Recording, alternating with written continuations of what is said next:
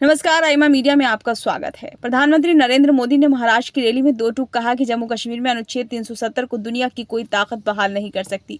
वैसे तो प्रधानमंत्री के अभिव्यक्ति की एक विशेष शैली है जिसमें दृढ़ता भाव स्पष्ट रूप से पाया जाता है, इसलिए अनुच्छेद 370 के बारे में उनके संकल्प को स्वाभाविक ही माना जाना चाहिए।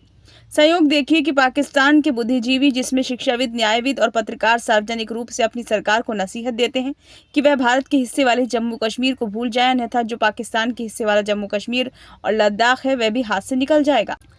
पाकिस्तान की आम जनता को नॉन तेल लकड़ी की चिंता सता रही है। वही 40% के मुद्रास्फीति दर और 0% विकास दर को देखकर पाकिस्तान मौजूदा हालात को भयावह बता रहा है।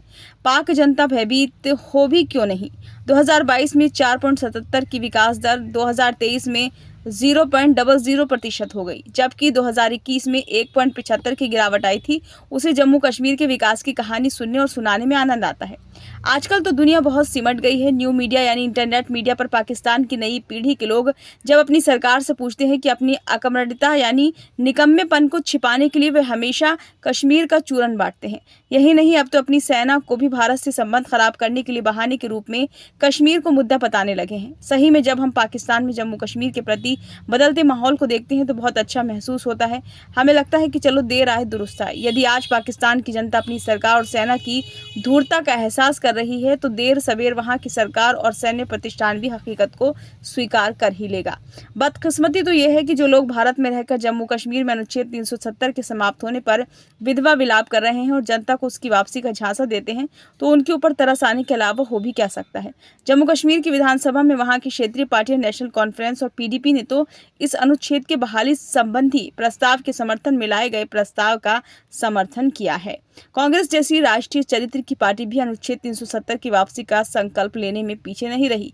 सच तो यह है कि दोनों सदनों से जितनी प्रक्रिया के बाद इस अनुच्छेद को हटाया गया, उतनी ही प्रक्रिया का पालन करके इसे फिर वापस किया जा सकता है, किंतु लगता नहीं कि अब संसद में से इसे वापस लाया जा सकेगा। इसका मुख्य कारण है कि जम्मू कश्मीर के लोगों की आंखों पर वहां की राजनीतिक पार्टियां अनुच्छेद 370 की पट्टी बांधकर उन्हें झूठे विमर्श में फंसाई थी, किंतु अब 5 वर्षों में उन्हें इस बात का एहसास हो गया कि इस विवादित अनुच्छेद के विसर्जन से विकास ने निर्बाध गति पकड़ी है, वो संभव नहीं थी।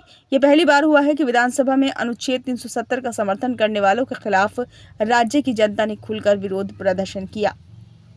बहरहाल जम्मू कश्मीर में अनुच्छेद 370 को भूलकर वास्तविकता के धरातल पर जन कल्याण हेतु विकास की नई इबारत लिखे जाने की जरूरत है। इस अनुच्छेद के मरे सांप को गले में लटकाने से जनता को किसी तरह कोई फायदा नहीं होने वाला है।